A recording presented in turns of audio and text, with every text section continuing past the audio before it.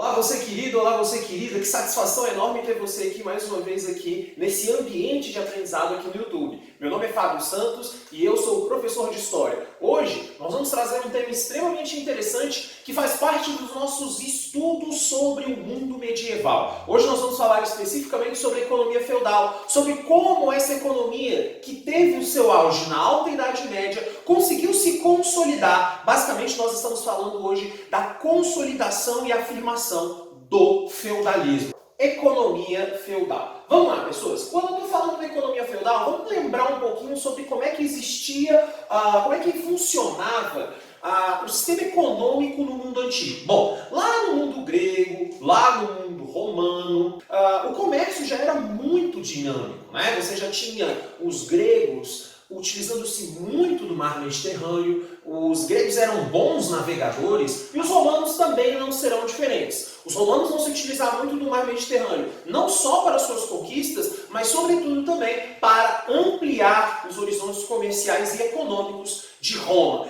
Consequentemente, pessoas, o que eu preciso que você entenda é que agora você tem um momento de quebra dessa continuidade, desse comércio dinâmico. Infelizmente, durante pelo menos uns 400 anos, a dinâmica desse comércio que existia ali no mundo grego, que existia no mundo romano, que existia no mundo antigo como um todo, isso vai dar uma mudada durante pelo menos aqui uns 400 anos, durante o auge do feudalismo e da economia feudal. Olha só. Basicamente, a nossa economia feudal ela tem uma característica muito forte, que é uma economia voltada, né, uma economia de base agrícola e da criação de animais, certo?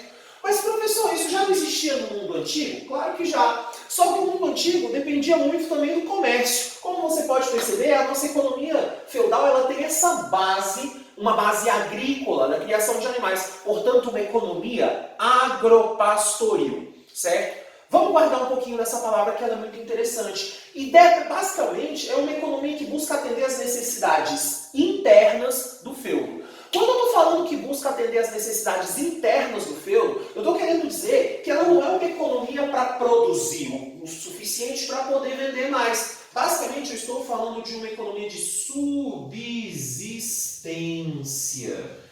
Correto? Uma economia de subsistência, ou seja, para produzir aquilo que for necessário para o consumo dos integrantes do feudo, ok? Então, quando eu estou dizendo que é para atender as necessidades internas, eu estou focando na questão de subsistência, para uma questão que eu possa até ampliar, de subsistência ou sobrevivência. Então aqui durante o mundo feudal eu terei uma economia voltada para a subsistência, ou seja, para a sobrevivência do ser humano, de todos os integrantes do feudo. Assim sendo, o que é feudo? Teve um vídeo aqui no canal que a gente explicou de uma forma rápida como funciona o feudo, que foram algumas características interessantes sobre como é que funcionava o mundo feudal como um todo. Hoje a gente vai destrinchar várias dessas informações com relação à economia feudal. O feudo, pessoas, é uma posse ou um pedaço, ou como eu coloquei aqui, uma porção de terra. E ela pertence especificamente a uma pessoa. Se você é dono de terra, você se chama senhor feudal. Só pode ser chamado senhor feudal aquele que possui terra, aquele que tem influência no sistema fundiário. Feudo, pessoas, ele é sinônimo de riqueza e poder. Então os feudos eram, aqui como eu coloquei no plural, feudos eram sinônimos de riqueza e poder. Ser uma pessoa influente, ser uma pessoa com poder dentro da hierarquia social do mundo feudal é ser uma pessoa com posse de terras. Você só pode ter influência real dentro do mundo feudal se você for um senhor feudal, se você for um dono de terras. E por que funciona dessa forma? Porque como nós já exploramos nesse mesmo vídeo que eu falei agora há pouco, sobre as características gerais do mundo feudal, a nossa sociedade é uma sociedade estamental. O que é uma sociedade estamental? É uma sociedade dividida em estamentos, portanto em classes, onde a mobilidade social é praticamente inexistente, certo? A posse de terra é o que vai determinar a sua posição dentro da hierarquia do sistema feudal. Então, se você tem terra,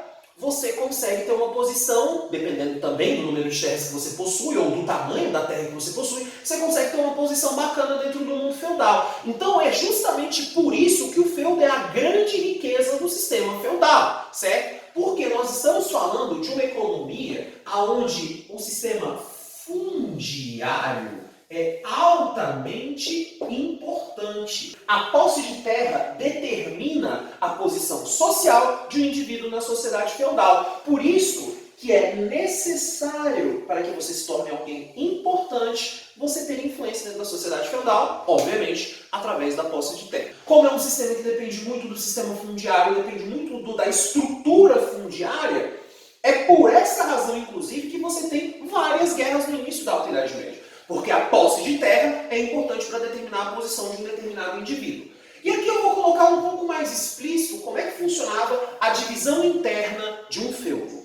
A divisão interna de um feudo, pessoas, funciona sobre essas três estruturas, certo? Primeiramente eu tenho o manso senhorial, que são as terras do senhor feudal. Então aquilo que é produzido ali, diga-se de passagem, por servos, pertence ao senhor feudal. Eu tenho o chamado manso servil, que são a terra dos servos. Então aquilo que é produzido dentro do manso servil significa dizer que pertence ao servo, mas depois nós vamos falar que há algumas taxas, alguns compromissos feudais que vão impedir isso. E depois eu tenho o chamado manso comunal, que é as terras de produção conjunta. O que isso significa? Que aquilo que é produzido ali pertence tanto a senhores quanto a servos. Esse manso comunal é muito interessante a gente observar algumas coisas, porque a produção é conjunta, entretanto, quem vai produzir é o servo. Você nunca vai ver um senhor feudal com uma enxada na mão arando um pedaço de terra. Quem produz praticamente 100% da riqueza feudal são essas pessoas aqui, são os servos. O comércio aqui ele é muito pouco dinâmico, certo? O comércio na Alta Idade Média é pouco dinâmico no auge do feudalismo, justamente porque eu tive uma regressão das atividades comerciais. Regressão, ou seja, eu tive uma diminuição nas atividades comerciais. Agora surge uma pergunta muito interessante. Por que coisas como essa aconteceram? Bom, o que acontece, pessoas? O próprio sistema feudal, ele é um sistema onde a dinâmica comercial, ela por si só não é algo muito interessante, porque o próprio sistema funciona sem a existência de um comércio dinâmico, de um comércio com intensas trocas comerciais. O comércio ele vai ser muito pouco dinâmico dentro dos feudos, certo? Isso é devido, sobretudo, com relação ao bloqueio do mar Mediterrâneo feito durante a expansão árabe. Durante esse período, os árabes vão fazer várias conquistas ali no mar Mediterrâneo. Conquistas que vão pegar ali entrepostos comerciais que os árabes vão passar a dominar. Para tentar enfraquecer os reinos feudais, depois da Batalha de Poitiers, muitos árabes vão fazer o quê? Vão bloquear o mar Mediterrâneo do ponto de vista econômico. Esse bloqueio do ponto de vista econômico era para enfraquecer os reinos feudais, mas isso ajudando, na verdade, a aprofundar o feudalismo. Dentro do cenário onde eu tenho um aprofundamento do feudalismo, eu não tenho mais a necessidade de fazer comércio marítimo e tampouco produzir, cunhar moedas. Como é que funciona agora o meu comércio se eu não tenho cunhagem de moedas? O meu comércio funciona na base do escambo. O escambo é a troca da mercadoria pela mercadoria. Se eu não tenho mais comércio, para que eu preciso de moedas? Eu posso trocar uma mercadoria pela outra. Agora, como é que funcionava tudo isso na relação entre o senhor e servo? A gente vai ver isso agora. Vamos entender como é que se dava aqui as relações entre senhores e servos. O que eu preciso que você perceba, o que eu preciso que você entenda, é que essa é uma relação baseada. Então, você tem toda a base da estrutura dessa relação em uma exploração do trabalho servil pela nobreza feudal. E aquilo que eu já havia afirmado na primeira parte dessa aula, num outro vídeo, assim como eu também já tinha falado agora há pouco, praticamente 100% da riqueza no mundo feudal é produzido por mãos servis. Então, quando eu estou falando de produzir riqueza, eu estou falando de tornar aquela terra que foi conquistada em algo produtivo. Isso quem vai fazer são mãos servis. Então, pessoas, é justamente o trabalho do servo que vai fazer com que ele trabalhe aquela terra É justamente o trabalho desse servo que vai fazer com que aquela terra se torne algo produtivo, certo? Não adianta de nada você ter a terra, você ter um feudo gigante e você não conseguir produzir rigorosamente nada. Não adianta de absolutamente nada. Mas como é que se dava a exploração do senhor feudal sobre seu servo? Através de uma série de cobranças de impostos, compromissos e obrigações junto ao servo. Bom, como é que esses compromissos feudais eram feitos? Quando o servo vinha, fugindo de várias, buscando segurança e fugindo de várias perseguições que aconteciam ali na queda de Roma, toda essa estrutura aqui acabou sendo pensada. Então toda essa estrutura feudal que está sendo montada, pessoas criam uma condição onde o senhor feudal, detentor de um pedaço de terra, consegue explorar grandemente o seu servo. Dito isso, pessoas, eu selecionei aqui 3 impostos feudais. Tem outros além desses 3? Claro que tem. Mas eu destaquei esses 3 para ilustrar como é que isso funcionava. Bom, temos aqui a corveia, que é uma obrigação feudal, não é um imposto. Obrigação feudal onde o servo trabalha por determinado período de tempo no manso senhorial. Originalmente o servo trabalha no manso servil. Mas esse compromisso diz que durante um determinado tempo o servo não vai produzir no manso servil, vai produzir no manso senhorial. Então ele vai para as terras exclusivas de produção e consumo do seu senhor. Então tudo aquilo que ele produzir lá será exclusivamente do seu senhor. Esse determinado período de tempo, às vezes, era determinado por dias da semana. Então, se você produz 6 dias da semana, vamos dizer que o seu senhor quer que você fique 2 dias da semana trabalhando lá no manso senhorial. Aqui desse lado eu tenho a talha, que é a porcentagem da produção do manso servil dada ao senhor feudal. Essa produção, pessoas, essa porcentagem da produção poderia girar de 30% até 75% da produção daquele manso servil. Então a talha é a entrega de uma determinada porcentagem da produção servil. E depois eu tenho outro imposto que é a banalidade.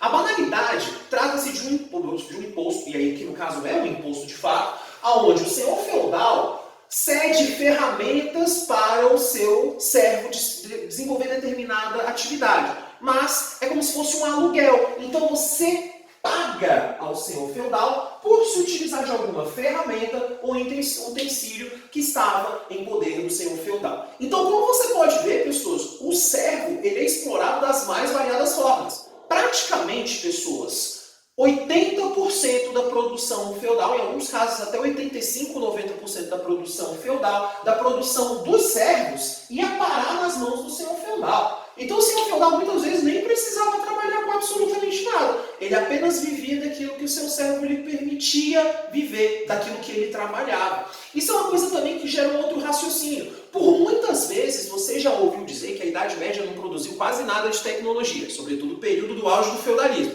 Você está errado? Não. Agora eu quero que você entenda o porquê que muito disso não aconteceu. Quando nós falamos aqui de produção feudal, quando nós estamos falando de produção agrícola, quando nós estamos falando de ampliação da produção que o campo pode oferecer, nós temos outras hipóteses. Imagina só que você descobriu um meio de produzir 50% mais de trigo. Você é um servo e você descobriu que tem como produzir 50% mais de trigo em 30% menos tempo.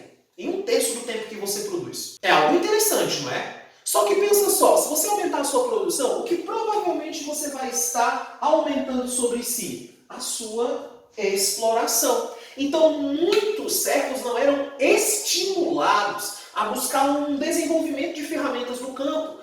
Uma máquina de arar, ou então algum tipo de maquinofatura ou manufatura que pudesse, por exemplo, melhorar ou tornar o arado do solo mais rápido, ou então desenvolver uma técnica de agricultura que pudesse fazer com que eu cultivasse melhor os campos e produzir mais no dia da colheita. Então, o servo não era estimulado a produzir mais, porque se ele aumentasse a produção, muito provavelmente poderia aumentar sobre si a sua exploração. Então, muitas vezes os servos até sabiam, ou então tinham ideias sobre como ampliar a sua produção, mas com medo de um aumento também da sua exploração, muitos deles deixaram isso de lado. Pessoas, sobre economia feudal, creio que são os pontos que eu gostaria de trazer para vocês para uma compreensão um pouco melhor. Espero que você esteja seguro dentro da sua casa. Lembre-se que de quarentena não é férias e continue produzindo. A gente se vê no próximo vídeo. Valeu!